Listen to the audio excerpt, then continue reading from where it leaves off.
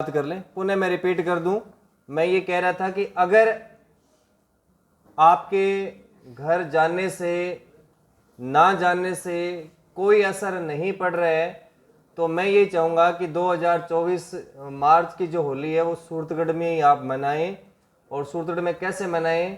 कि खुद पढ़ाई के साथ में ये समय आप किताबों को दें। मान के चलें अगर इतनी गंभीरता आपने दिखा दी है तो अगले वर्ष 2025 की जो होली होगी उस दिन आप एक राजकीय कर्मचारी होंगे और ये होली आप स्कूलों में मना रहे होंगे विद्यार्थियों के साथ में। और फिर उस दिन आप मुझे फ़ोटो भी भेजेंगे कि देख लो सर, आपने उस दिन बैच में एक बार चर्चा की थी ना, हमें हमारे साथ में 20 मार्च वाले दिन आपने ऐसा कहा था, वो बिल्कुल बात सच होगी। और आज हम स्कूल में होली जो है वो बच्चों के साथ में मना रहे हैं। तो 24 मार्च को जो बड़ा पेपर होना है वो हम स्थगित कर रहे हैं और यह पेपर जो है हम 31 मार्च को इस पेपर को आयोजित करेंगे। पाठ्यक्रम वही सेम रहेगा जो पहले मेजर पेपर आपका हुआ है, उस मेजर पेपर से आगे होने वाले मेजर पेपर के बीच में जो 6 यूनिट या 8 यूनिट का हमने कार्य करवाया है, 8 यूनिट का कार्य जीके का, 8 ही आपके सब्जेक्टिव का, उन्हीं का मेजर पेपर होगा।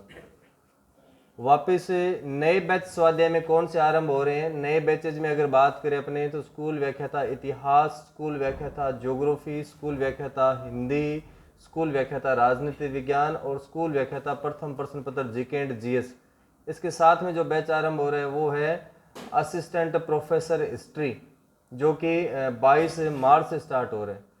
लेवल फर्स्ट के बैच नए सिरे से आरंभ हो रहे हैं। सेकंड ग्रेड के जो बैच हैं जो हमने 5 मार्च को स्टार्ट किए हैं, मान लो आपका कोई क्लास में जो जितने भी विद्यार्थी आज उपस्थित हैं आप, आपका कोई भी जानकार जो हो वो ऐसा सोचता हो कि मुझे बैच ज्वाइन करना हो और उसके मन में एक ही ख्याल आए कि नहीं ये तो 5 मार्च को बैच तो रन हो गया और मैं तो ये फिर इतना काम तो निकल गया, अब बैच को क्यों ज्वाइन करूं। तो उनको ये समझाना है कि स्वाध्याय में ऐसी कोई व्यवस्था नई पुराने वाली कोई भी नहीं है। अगर आप 1 महीने के बाद में अगर ये कार्य ज्वाइन कर भी रहे हैं, मान लो कोई विद्यार्थी होली के बाद में 27 को अगर ज्वाइन करता है तो उतना कार्य आगे उनका कंप्लीट हो जाएगा। यानी 90 दिन के लिए हम एक टारगेट लेते हैं तो 90 दिन में ये कार्य उनका पूरा हो जाएगा। मैं ऐसा मानता भी हूँ कि आप सारे विद्यार्थी जो है, जितने भी आपके जानकार जो तैयारी जिन्होंने बीएड कर रखी है,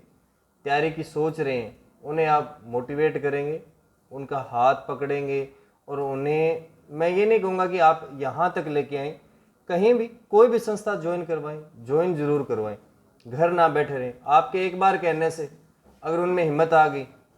जिस दिन वो नौकरी लग गई, अगर एक मंच से भी आपका नाम ले लिया उन्होंने कि इनके कहने से जो है मैं यहाँ तक पहुँचा हूँ, मेरी तो हिम्मत ही नहीं हो रही थी, मैं तो छोड़ चुका था तैयारी, मैं तो प्राइवेट काम लग गया था, मैंने ऐसे सोचा मेरा तो सिलेक्शन होगा ही नहीं, पर